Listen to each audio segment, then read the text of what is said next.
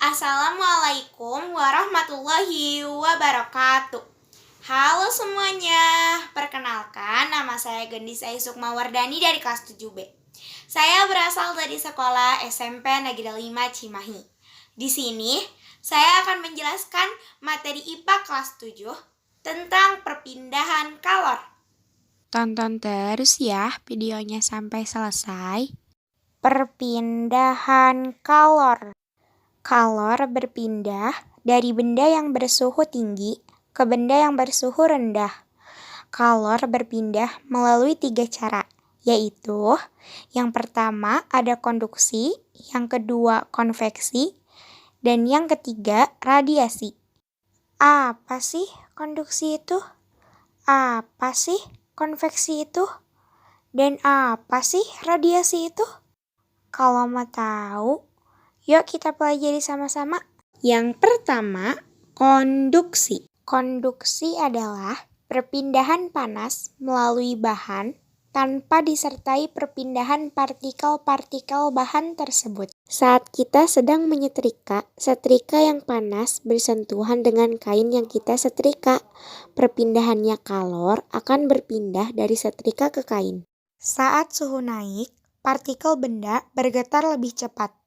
Kalor berpindah, partikel tidak ikut berpindah. Jadi, yang berpindah itu hanya kalornya saja. Partikel satu akan membentur partikel lainnya, sehingga partikel yang terkena benturan tersebut akan bergetar makin cepat. Akibatnya, suhu makin tinggi. Konduktor adalah bahan yang dapat menghantarkan panas dengan baik. Contoh konduktor.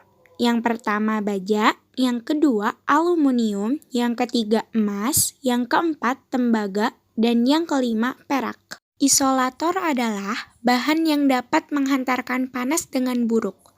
Contoh isolator, yang pertama air, yang kedua bata, yang ketiga kayu, yang keempat styrofoam, yang kelima udara. Pada peralatan masak, bagian yang bersentuhan dengan api menggunakan bahan konduktor, sedangkan untuk bagian pegangannya menggunakan bahan isolator.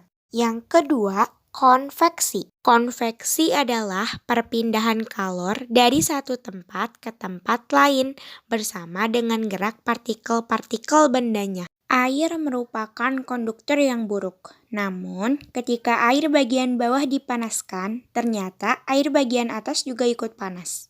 Saat air bagian bawah mendapatkan kalor dari pemanas, partikel air memuai, sehingga menjadi lebih ringan dan bergerak naik, dan digantikan dengan partikel air dingin dari bagian atas.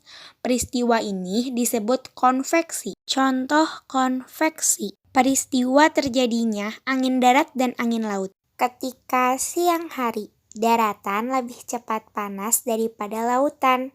Kalor jenisnya kecil.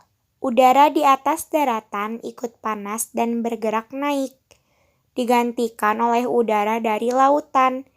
Dengan demikian terjadinya angin laut. Ketika malam hari, daratan lebih cepat mendingin daripada lautan. Udara di atas lautan lebih hangat dan bergerak naik, digantikan oleh udara dari daratan. Dengan demikian terjadilah angin darat. Konveksi dimanfaatkan pada berbagai peralatan. Contohnya adalah elemen oven, pemanggang roti, magic jar, dan lain sebagainya. Yang ketiga, radiasi. Radiasi adalah perpindahan kalor tanpa memerlukan medium. Bayangkan saat kamu berjalan di tengah hari yang cerah. Kamu merasakan panasnya matahari pada mukamu.